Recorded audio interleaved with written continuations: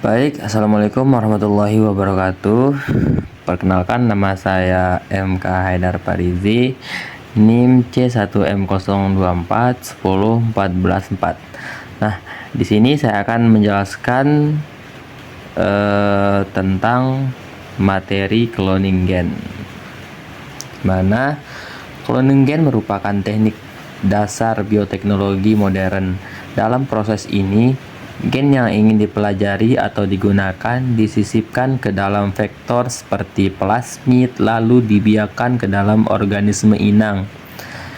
Nah, inang tersebut akan menggandakan plasmid sehingga gen target juga ikut diperbanyak. Teknik ini memungkinkan peneliti mempelajari fungsi gen, mengekspresikan protein, atau memodifikasi sifat organisme. Ada beberapa tahapan cloning gen. Yang pertama, isolasi DNA target. DNA yang mengandung gen tujuan diambil dari organisme sumber melalui proses ekstraksi. Setelah didapatkan, DNA dipotong menjadi fragmen menggunakan enzim restriksi. Yang kedua, pemotongan DNA dengan enzim restriksi. Enzim restriksi memotong DNA pada situs spesifik, menghasilkan ujung lengket atau tumpul. Vektor plasmid juga dipotong dengan enzim yang sama agar DNA target bisa masuk. Yang ketiga, penyisipan gen ke vektor atau ligasi. Fragmen DNA target disambungkan ke plasmid menggunakan enzim ligase sehingga terbentuk plasmid rekombinan. Yang keempat, transformasi ke sel inang. Plasmid rekombinan dimasukkan ke sel bakteri, misalnya E. coli, melalui metode transformasi seperti hexoc atau elektroforesi. Yang kelima, seleksi koloni rekombinan.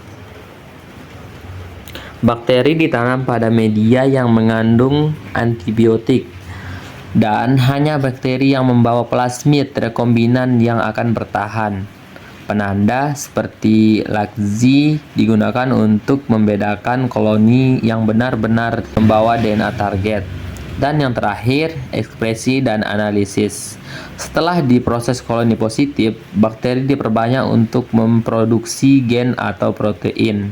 Analisis ini dilakukan menggunakan PCR, elektroforesis gel, atau sequencing. Selanjutnya ada komponen yang diperlukan.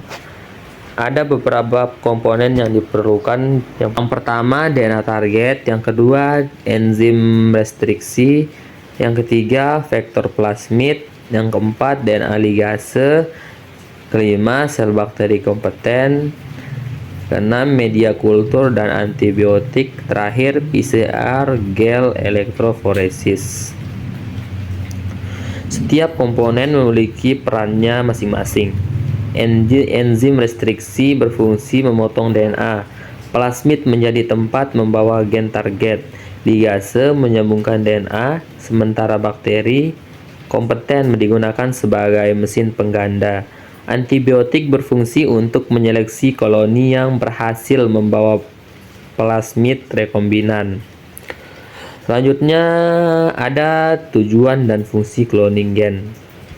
Ada beberapa tujuan dan fungsi cloning gen tersebut. Yang pertama, produksi protein rekombinan. Yang kedua, rekayasa genetika tanaman atau hewan.